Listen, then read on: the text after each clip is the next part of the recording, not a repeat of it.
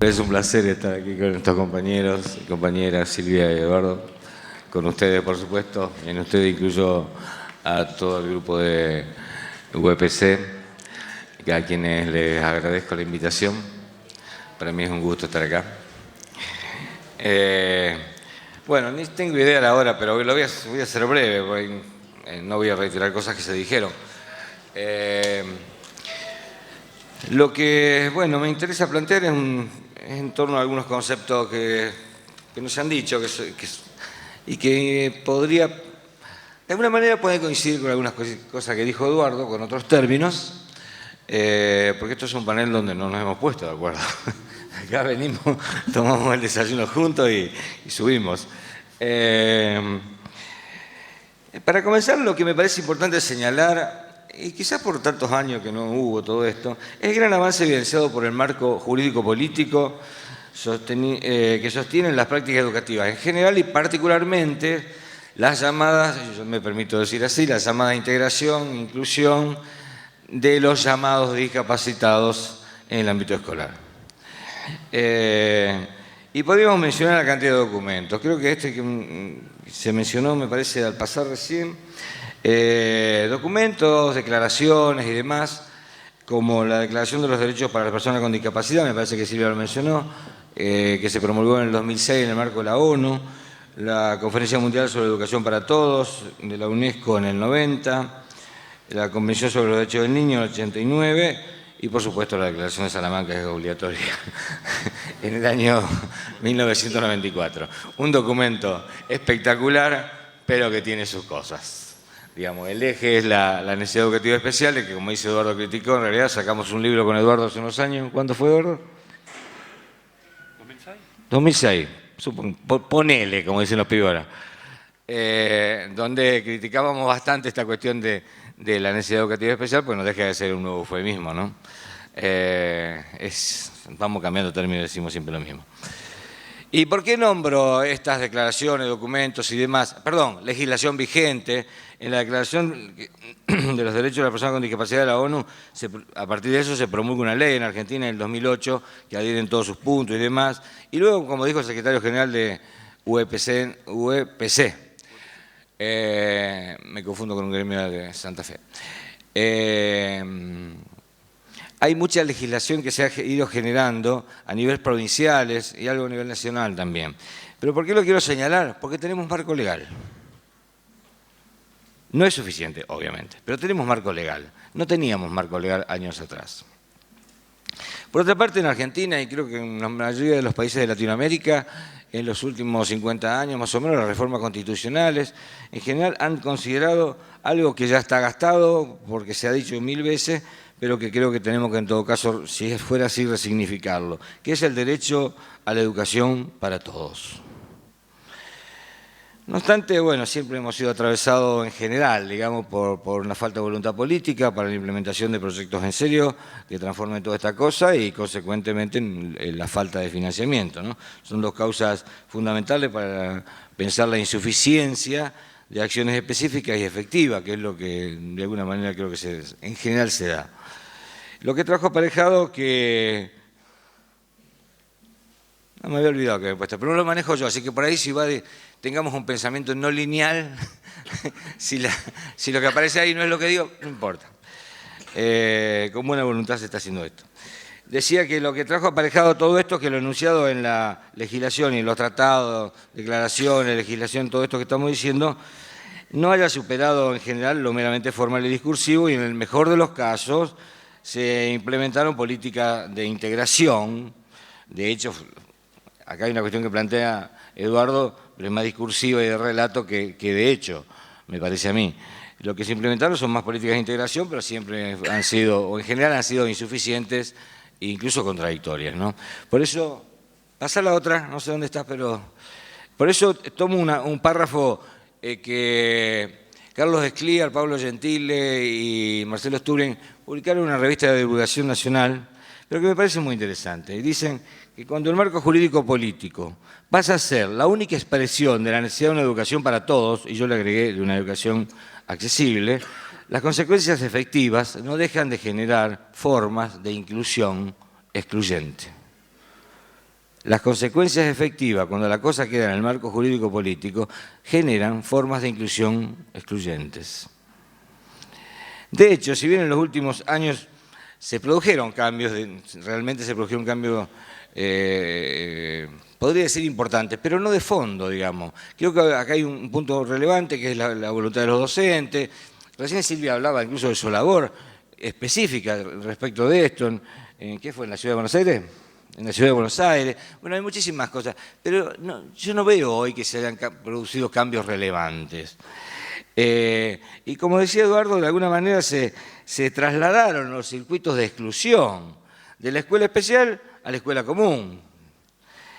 Y también, como decía Eduardo, se invisibilizaban, esto que lo que se señalaba como algo muy peligroso, bajo nociones como la necesidad educativa especiales. ¿Saben qué dice en la Declaración de Salamanca cuando define la necesidad educativa especiales? Reitero, me parece un documento sumamente interesante, incluso el plan de acción es muy interesante.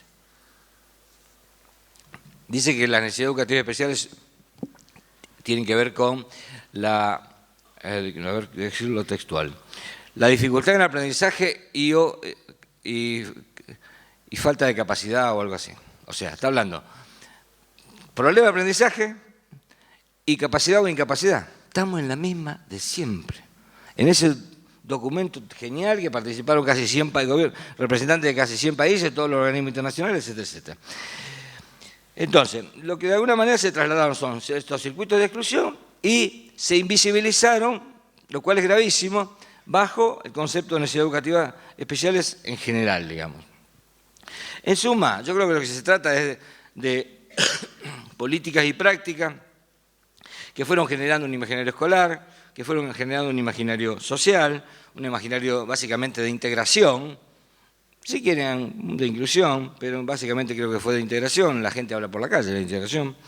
¿De qué? De alumnos de la escuela especial a la escuela común, pero un imaginario fundado en una lógica de la frontera. Esto a lo mejor no lo he escuchado nunca, pero lo inventamos cuando escribimos este libro con Pablo, que es mi hijo. La lógica de la frontera es una lógica con la cual, creo, operamos la gran mayoría de los presentes, me incluyo, durante toda la vida. Es una lógica que separa, que discrimina, que excluye, que deja del otro lado. No nos pusimos de acuerdo con Eduardo, nos conocemos hace 35 años, pero la verdad no nos pusimos de acuerdo en nada. Y Eduardo trae un libro que encuentra el día antes de venir, creo que fue el día antes, ¿no? Venir para acá. ¿Qué dice el libro que les menciono antes? Educación para la inclusión o educación sin inclusión, sin exclusiones, sin exclusiones. Si no excluimos, ¿qué tenemos que incluir? Bueno, nosotros veníamos pensando en este libro e inventamos el concepto de lógica de la frontera, porque es una lógica con la cual operamos siempre. Si vamos dejando del otro lado, después vamos a preguntarnos qué hacemos. Integrarlo, incluirlo, o como quieran llamar esta historia. La cuestión es no dejar del otro lado, la cuestión es cambiar la lógica con la cual nos manejamos en la escuela, especial, común, nivel primario, el que sea.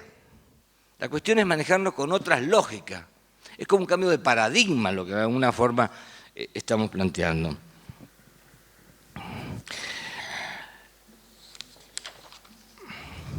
Es por esto que, bueno, creo que esta humilde propuesta, muy humilde, que se basa en 2 o 3 conceptos, pero me parece que a partir de estos 2 o 3 conceptos podemos reformular muchísimas cosas, ¿no? Se articula en un espacio vacío, en un espacio que tiene que ver con una suerte de intersticio, digamos, entre teoría y práctica, ¿no? Y que tiene que ver con un concepto central que es el de la accesibilidad universal, concepto que sacamos de la arquitectura. Después encontramos que en documentos, como algunos mencionados, aparece el concepto de la ONU, de la UNESCO. Lo que sí no encontramos investigaciones ni ningún trabajo respecto de la accesibilidad universal, pero relacionado con la educación, ¿no? El concepto de accesibilidad universal está en todos estos documentos y declaraciones y demás referido solamente a la población de los llamados discapacitados, por un lado. Y hablan de accesibilidad como accesibilidad física. nosotros nos tomamos el atrevimiento de repensar esta cuestión y empezar a pensar la accesibilidad para todos, dejar de hablar de discapacitados, como dejar de hablar de necesidades educativas especiales, dejar de designar. ¿Cuál es la necesidad de designar a un colectivo social? ¿Alguien me lo puede explicar a lo largo de toda la jornada? Le voy a agradecer. Y me enojan estas cosas, sinceramente. Me enojan porque hasta la viví. ¿Qué quieren que les diga? No les iba a contar esto, pero cuando yo era chico iba a la escuela y era un niño pobre y me discriminaban y me dejaban del otro lado. Y sí, lo viví, lo siento en el cuerpo, lo siento hoy. Bueno, zafé. Hoy no sé de qué lado me dejan. Pero digo, ¿cuál es la necesidad de designar? ¿Por qué tenemos que decirle discapacitado, capacidad diferente, ayúdame, qué sé yo? Da todo igual. Porque dicen todo lo mismo. Ahora, ¿por qué? ¿Por qué a nosotros los normales no nos dicen normales al menos? Claro, ¿por qué no nos dicen normales? Se cagaría todo el mundo de risa. Porque si nos dicen normales, claro, ahí empezaría, creo que ahí aparecería el estigma para nosotros, ¿no? Sí, normales comillas, dice aquí la profesora, pero bueno, es que esto que parece una tontería, la designación, es un estigma, es una de las formas que tenemos de dejar del otro lado a ciertas personas, ciertos alumnos, ciertos colectivos humanos o sociales. Una pequeña cuestión, relevante. Y después entonces nos preguntamos cómo lo integramos, cómo lo incluimos. Diría el amigo Eduardo, educación sin exclusión. Es lo mismo, se dan cuenta, ¿no? Esto yo lo vi ayer, porque viajamos juntos. Entonces, hay dos conceptos centrales que me parece que los cuales, entre otros, tenemos que trabajar. Uno, el de accesibilidad universal. ¿Por qué? Porque es un concepto clave que nos permite desarrollar estrategias, acciones, intervenciones, etcétera, en diferentes ámbitos y niveles del espacio educativo. Y el otro es el de complejidad. Yo ayer hablaba con un colega amigo aquí de la Universidad de Córdoba que pasó a saludarme por el hotel y cada vez que nos vemos ahí nos ponemos, hacemos 40 propuestas uno al otro y teníamos ganas de escribir un libro juntos hace tiempo y hablamos de esto de la complejidad. Y decíamos, nos parece impensable en el campo de lo social analizar un acontecimiento, cualquiera sea la disciplina, sino desde el paradigma de la complejidad. Porque lo otro implicaría mirar por el agujero de la cerradura. No podemos desconocer las múltiples dimensiones que configuran todos los acontecimientos sociales, entre los que estamos hablando. No podemos desconocer la pluricausalidad. Y sin embargo en las escuelas y en la sociedad todas nos manejamos con una causa o dos, una dimensión de análisis o dos, cuando mucho. Es como que miramos, ¿no? Hay un problema en el aprendizaje. ¿Puedo jugar con algunos de ustedes? ¿Poquito? Miramos por la objeto de la cerradura. Entonces yo miro, la alumna está aprendiendo. Dicen que el aprendizaje es un proceso. Si es un proceso no es de la nada al todo. Entonces va a cometer errores. Entonces la observo y digo, tiene errores, tiene problema de aprendizaje. Ahora, si me observan a mí como maestro, ¿será un problema de enseñanza, no de aprendizaje? Y si observan a la comunidad, será un problema comunitario. Si observan a la institución, será un problema institucional. Dejémonos de joder con el paradigma de la simplicidad, porque realmente nos lleva a mirar por el agujero de la cerradura, que para colmo algo se ve, pero ese algo que se ve es harto insuficiente como para poder pensar cualquier estrategia, cualquier política de intervención, etcétera, etcétera. Entonces, decía, accesibilidad como universal como concepto central, y esto implicaría, y no es un problema terminológico, implicaría dejar de hablar de integración, de inclusión y de todo esto. Es volver a pensar una nueva escuela, que yo no tengo la posibilidad de hacer un plan de acción para esto. Además sería fuera de lugar, pero realmente no me daría el cuero. Un plan de acción habría que hacer de mínima, como hicieron en Salamanca con la declaración, digamos, todos los referentes del área, etcétera, etcétera, digamos. Pero por lo menos empezar a pensar desde la complejidad, las interrelaciones entre las dimensiones de análisis, las interacciones e interretroacciones entre las múltiples causas, pensar que cada uno de nosotros somos producto y productores del contexto. El contexto de esta sala no es lo que rodea esta sala, es lo que rodea esta sala, es lo que está dentro, las interacciones. O sea, uno produce el contexto y es producto del contexto.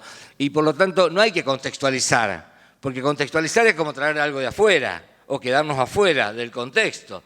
Tenemos que sentirnos parte del contexto y cuando trabajemos analizando estas problemáticas, sentirnos parte del contexto y además la influencia que tiene o la incidencia que tiene en el contexto. Pensarlo como proceso, no como acto, bueno, etcétera. Todo lo que tiene que ver con el paradigma de la complejidad que, bueno, no voy a desarrollar ahora porque no da. Tenemos que pasar entonces de la lógica de la frontera hacia la lógica de la accesibilidad universal. O sea, no me gusta decir esto. Mi hijo Pablo, con el cual hicimos el libro, me diría, no, así no es. Pero para que se entienda, de una lógica excluyente a una lógica inclusora. Pero en realidad los términos serían, para mí, desde la lógica de la frontera, que excluye, que separa, que deja del otro lado, a una lógica de la accesibilidad universal. Cuando yo les dije, esta idea la sacamos de un arquitecto, ¿qué planteaba este arquitecto? Planteaba algo muy sencillo. Decía, dejemos de diseñar y después empezar a hacer rampas, etcétera, etcétera. Diseñemos para todos o todos los posibles. Y acá está el lugar de lo que hoy se llama escuela especial. Lo que acaba de señalar en la última parte de su discurso Eduardo de la Vega. Hay alumnos que tendrían que estar en espacios específicos, determinados. He señalado por ahí algunos más terapéuticos, pedagógicos, creo que empleo esos términos, ¿no? Y no tanto de otro orden. Perfecto. Pero esto no implica que haya o no haya escuela especial, que haya o no haya escuela común. No estoy diciendo, simplemente digo, hay alumnos, mis dos compañeros saben mucho más que yo de esto, sinceramente les digo. Hay alumnos que tienen que tener cierto tipo de educación y o terapéutica, la cosa, ¿no? Perfecto. Entonces, dejemos de pensar con la lógica de la frontera. ¿Por qué seguir pensando escuela especial o escuela común? ¿Por qué seguir pensando discapacitado o no discapacitado? ¿Por qué? Tenemos que caminar, entiendo, hacia la construcción de espacios sin fronteras. Si bien nacemos en un mundo minado de fronteras, orgánicas, étnicas, sociales, culturales, subjetivas, institucionales, de todo tipo. Y es un mundo que nos presenta una multiplicidad de espacios, o sea, se maneja con una lógica dicotómica, adentro, afuera, incluido, excluido, aprende, no aprende, integrado, no integrado, negro, blanco, pobre, rico, MK. No, déjenla ahí que se pudre todo para toda la jornada. Era per joder nomás. Que si yo no hago algunas pavadas no puedo, yo en la adolescencia no la he resuelto nunca. Bueno, esperen que tengo el machete, pero no me acuerdo, no soy como yo que hablan sin machete. Bueno, por lo tanto, lo que tenemos que hacer es trabajar realmente para generar estos espacios sin fronteras, como decía. O sea, en la construcción de espacios que no excluyan, en todo caso que contengan. No me gusta la palabra contengan, pero como estoy hablando en general no lo encuentro otra. Espacios sin frontera que posibilitan reconocer las diferencias y reconocer los límites. Hablo de diferencia y de límite, y no hablo de otras cuestiones. Y que a lo mejor mañana me doy cuenta que también hablando de diferencia y límite estoy estigmatizando. No sé, hoy me parece que no. ¿Diferencia de qué tipo? De todo orden, sociales, culturales, subjetivas. ¿Y límite a qué refiere? A los límites orgánicos, a las limitaciones orgánicas. Entonces, tenemos que reconocerlo. No es que no tenemos que reconocerlo, es obvio que tenemos que reconocerlo.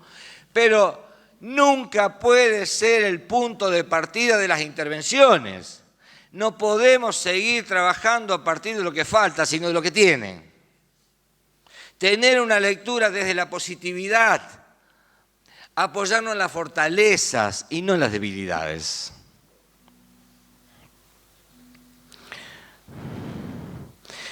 La lógica de la accesibilidad propone de este modo el sostenimiento de espacios, la construcción y el sostenimiento, digamos, de espacios institucionales, de espacios sociales, donde la equiparación de los derechos sea posible. Yo anoche hablaba un poquito, charlamos un ratito con Eduardo, yo le planteaba el tema de los derechos y Eduardo me ponía cara de, no sé si es por ahí, pero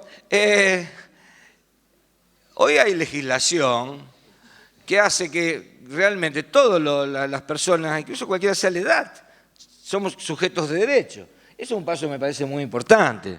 No, pues yo se lo decía respecto de la inclusión y él la tiene más clara que yo y le veo un enfoque, como vieron, de orden político fundamentalmente, y nada, qué derecho.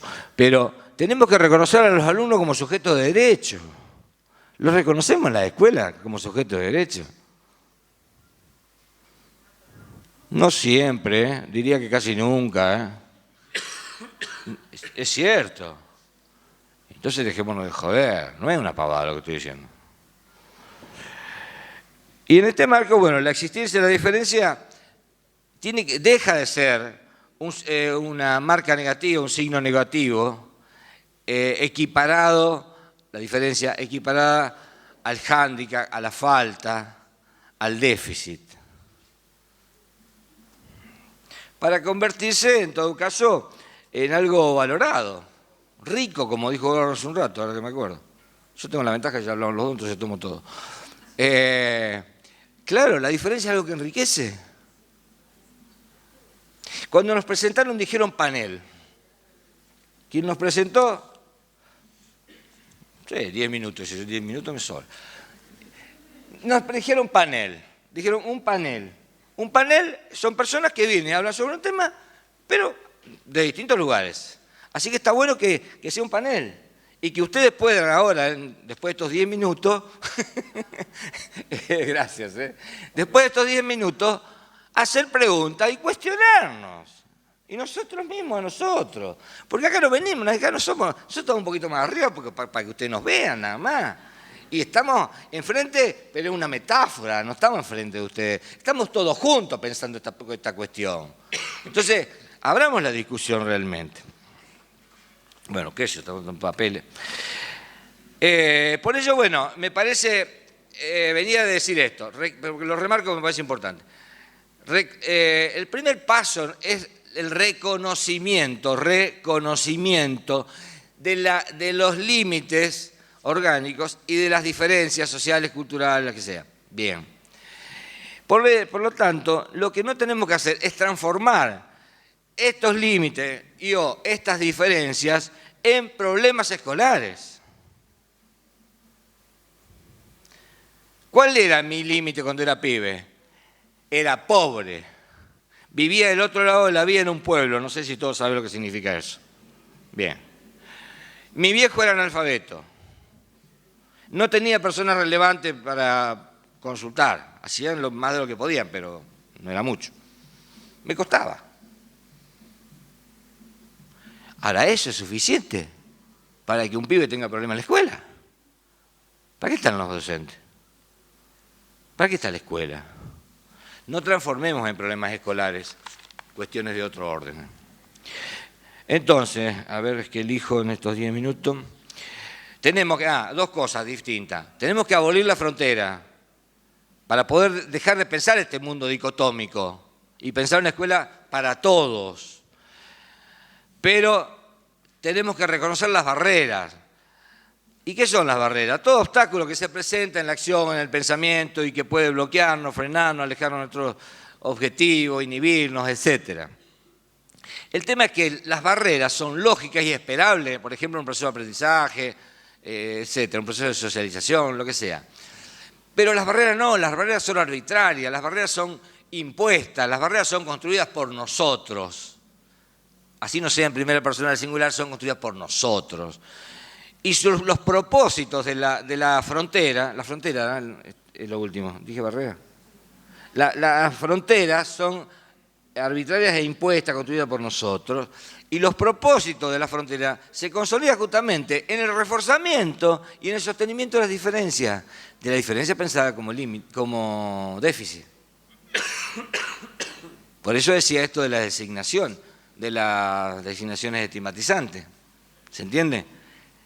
es como que sin darnos cuenta hemos estado construyendo fronteras toda la vida, todo el tiempo. Entonces la lectura y el pensamiento que adopta el docente o que adopta la institución con relación al límite, a la diferencia, determina si las intervenciones han de centrarse en la edificación de barrera o en la consolidación de barrera, o todo lo contrario, en la construcción de estrategias habilitantes que potencien la constitución subjetiva, el aprendizaje, etcétera, etcétera. Y eso tiene que ver con el posicionamiento que adoptemos cada uno de nosotros respecto a los límites y las barreras. Y si quieren, respecto a estas lógicas que yo estoy planteando. Dos lógicas absolutamente contrapuestas. Por ello, y para que los espacios institucionales sean verdaderamente para todo, es imprescindible correrse de la lógica de la... ¿Ya se termina? De la lógica de la frontera hacia una lógica de la accesibilidad universal. Para toda la población, digo porque no van a encontrar esto en los libros, para toda la población, no solo para los llamados discapacitados, y no solo el ingreso a la escuela, accesibilidad a la escuela, sino accesibilidad a la información, al conocimiento, a la socialización. ¿Ya se me termina?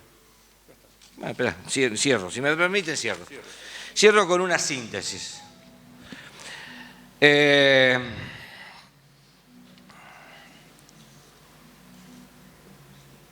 Para pensar, entonces, las políticas de accesibilidad universal, por un lado, no quiero dejarlo pasar. Tenemos que apoyarnos en el marco legal que hay, en toda la legislación que hay. Hoy se ha producido bastante en eso, pero no podemos quedarnos solo en eso, porque si no pasa esto que decía Sclia, Gentile y Sturgeon, ¿no? Bien. Por otro lado, también lo que falta son propuestas teóricas. A mí me gustó mucho lo que me dijeron mis compañeros. Sinceramente, yo creo que tenemos que seguir trabajando en propuestas teóricas. La herramienta del docente, ¿cuál es? El conceptual, es la teoría. ¿Se acuerdan cuando en el 82, 83, en la apertura democrática, dábamos cursos y esas cosas? Yo andaba dando vueltas porque soy viejo. ¿Qué le digo? Y los docentes pedían, quiero cosas prácticas. 3 veces le decían, por si no entendíamos, ¿viste? Bueno, ya nadie pide cosas prácticas. Hoy sabemos que lo que tenemos que construir es teoría, son conceptos. Nuestros instrumentos son los conceptos. Bueno, voy a ver si termino. Entonces, tenemos que trabajar en el marco de propuestas que permitan desplazarse desde esta lógica excluyente hacia una lógica de la accesibilidad universal, pensar una escuela para todos. ¿Cómo estará ahí la escuela especial, la escuela común? No sé, no me da el cuero para pensar todo eso. Estoy diciendo una escuela para todo con todo el cuerpo docente. Lo que sí sé es que un arquitecto puede trabajar con un ingeniero. El arquitecto diseñará fundamentalmente, el ingeniero calculará el coso de la viga. Pero se puede trabajar. Acá tenemos una dicotomía que es falsa. No restringir la accesibilidad del ingreso, esto ya lo dije. Y entonces proponemos la construcción de una escuela para todos, respetando y atendiendo las diferencias, reconociendo los límites, pero no abordándolos individualmente ni ubicándolos como punto de partida de las intervenciones. Proponemos una institución sin frontera que separe y deje del otro lado a ciertos colectivos humanos. Proponemos dejar de designar con conceptos de estigmatizantes. Recuerden que estoy haciendo una síntesis. Y para terminar, digo, pensar una institución accesible que tienda a socavar los principios que sostienen los parámetros binarios, inclusión, exclusión y todo lo que quieran, para considerar a los alumnos o a los estudiantes como sujetos de derechos y a su vez anclarlo en principios superadores como son los derechos humanos. Muchas gracias.